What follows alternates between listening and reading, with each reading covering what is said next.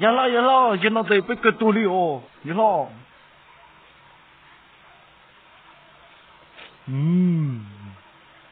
Cái gì? Yo no te pesco lên ba, mà sao lại cho đá xưa cái gì?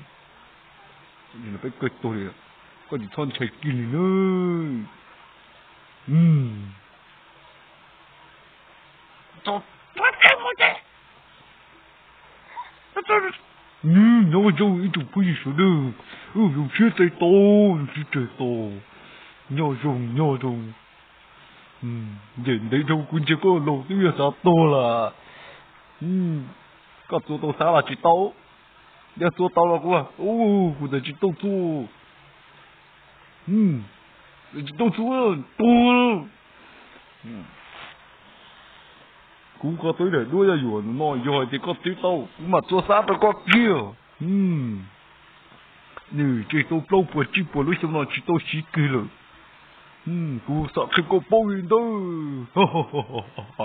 vậy lo cho con cũng chỉ cá có vậy lo vậy chia có thể chỉ cá có tiêu có sao chỉ tao cũng tao lâu bây giờ vậy là tao đã xí cô nên là cho cô đi giờ là đi để mua lúc xí chứ Toto, nó sẽ chỉ sẽ đâu.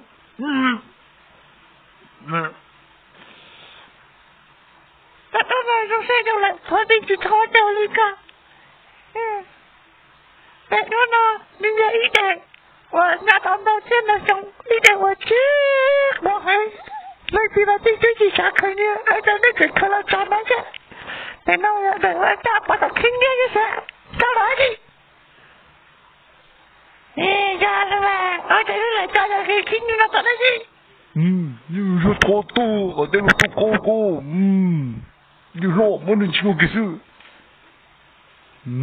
Nhưng mà cười tu đi nơi chọn đấy nơi, đâu phải được đi lên tư.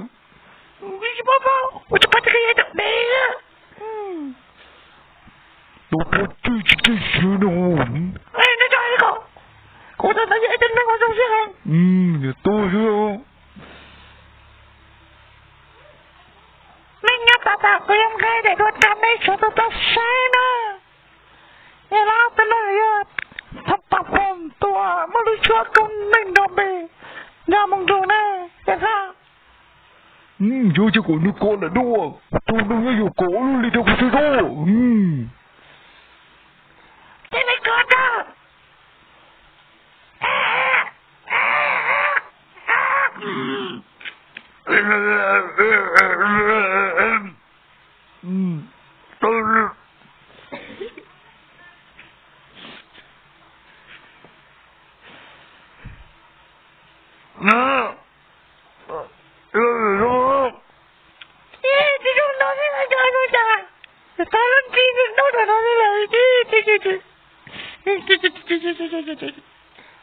Mình có biết đó.